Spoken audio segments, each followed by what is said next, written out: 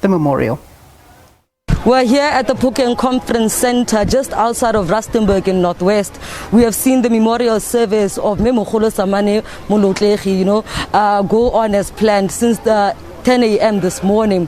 We have heard from various speakers speaking about her contribution, not only as a leader among the Bafokeng, but also transcending national borders, talking about her relevance as well as the maternal aunt of former president of Botswana, Ian Khama, and also speaking about, her contribution in ensuring that there was stability here among this tribal community following her husband's exile to Botswana during the tenure of the former president of Botswana, Lucas Mangope. But to give more understanding of her role as a woman leader here in this part of the country, we're joined by MEC of Agriculture in the province, Despomohone. The loss of Memogolo does not only speak to a loss for Botswana, but for women in general. Thank you very much, and thank you to your viewers. You are very right. It's a great loss to some of us. Some of us, we are Bafokeng, Kilingana Lakatekedi, Kimopatoa Khosi. Memogolo have been a supporting pillar to all of us.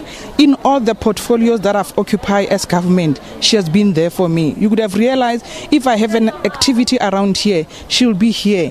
And she wanted every woman, especially Bahuma Khadi, to be taken care of. She will call me, hey, Memohono, I want you to assist these women in agriculture. She was so passionate about agriculture. So the loss is not only for us as Bafokeng, it's for a lot of women. When you talk to other Khosis, Khosi around the province, they will tell you that this woman was there for them. Now I'm talking from experience because she has been there. She has been supporting us. So we are saying, let's learn from what she taught us.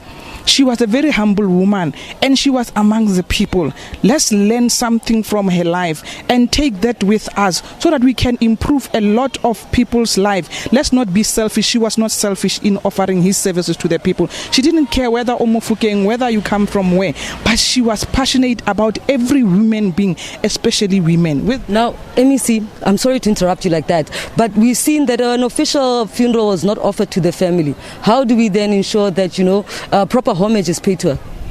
I don't think an official funeral is a key thing. The key thing is that everybody, you could have listened to the message of the president. Remember, the state funeral is not only from government, also the family must also agree to it.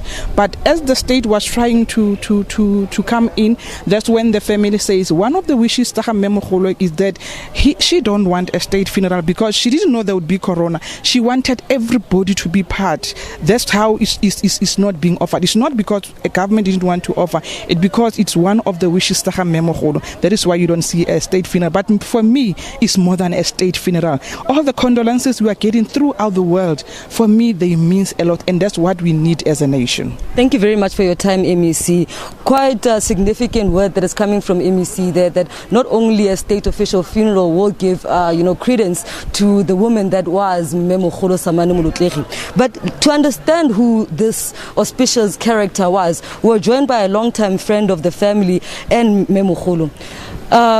Tell me, you have spent quite a significant part of your life working very closely to Memogolo, not only in the clergy, but as well as building the community.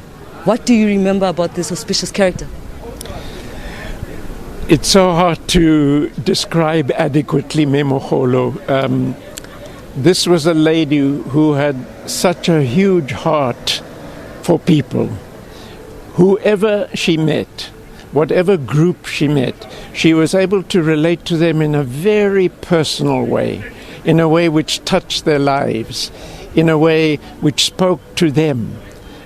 She had an enormous sensitivity to where people are and where people have come from. So I will always remember the way she could care for the ones that are regarded as the little people. She had a beautiful love and compassion for the children, for the sick, for the people dying of HIV and AIDS and TB and so on.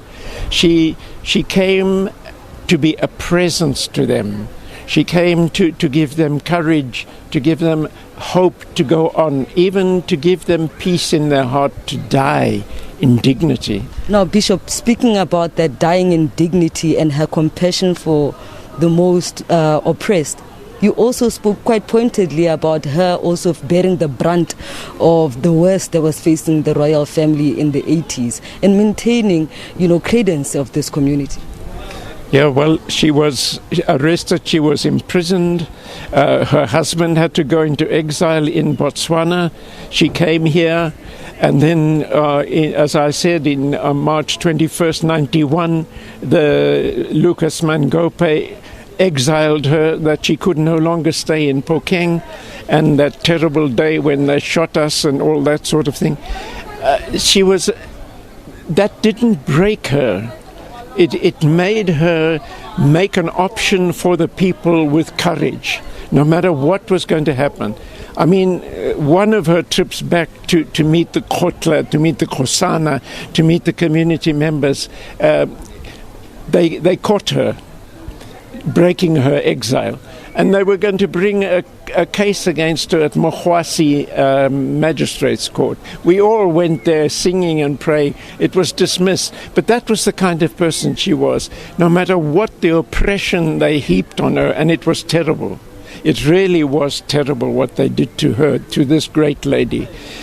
It did not break her spirit, and because of that, we all felt, no matter what happens, we must keep our spirits alive, we must stand for what is right, stand for justice, work for the suffering of our people, transform this terrible system of apartheid, and begin again. She gave us the courage to do that. She was in our midst as a mother, and as a mentor, and as someone who showed us the way. Go forward with courage and with peace in your heart, not to do violence, but to overcome what is so oppressive among our people. What a great lady. May God bring her joy and peace wherever she is now with God.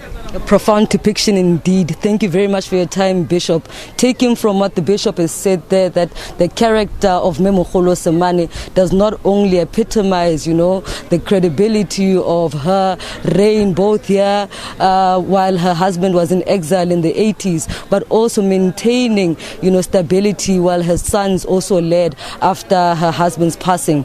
Now, the Bafokeng are under the leadership of Royal Molotlegi, and we hope that with their plans development for Vision 2035, we'll still see many more from the works of Mamogolo Semane Molotlegi. From here, back to you in studio.